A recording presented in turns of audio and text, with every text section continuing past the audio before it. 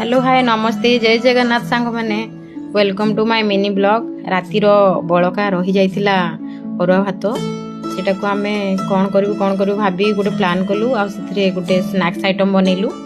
प्रथमे अरुआ भात को ग्राइंडिंग कर देबे, सेथिरे जीरा दे देबे, लंका गुंड, तापर अदा टिके पकेइबे, तापर राशि पकईकी भलसे फेंटिबे, तापर स्वाद अनुसार लुण देबे, लुण पर खाइबा सोडा दे देबे, सेटा को भलसे फेंटिबे, तापर सेटा को किछि 10 मिनिट रखी देबे।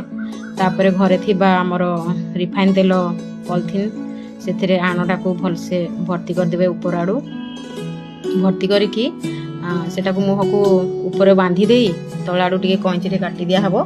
एई परि भाबरे काटिला परे सेटा चिपी देलाने आपे आपे सेटा बाहरी जेबो। तापर आमे घरे बनाउथुलु बहुत खरा को देखिकी, किंतु मम्मी कहले खरा रे जाइकी कर सेटा करू करू ही सुखी जीवो। तापर आमे दी भणी आसी छात उपरे खरा रे बसिकी करिलु। तापर बहुत कम थिला सेति पय शीघ्र हे गला। देखंतु एटा सुखी भी गला, सुखिया पय गोटे ही दिन लागुची। तापर सुखी गला परे सेटा को तेल रे छाणी देबे। देखंतु केते सुंदर लागुची, क्रिस्पी लागुची। एटा को आपण सेमती भी खाई परिबे, भात रे भी खाई परिबे। केमती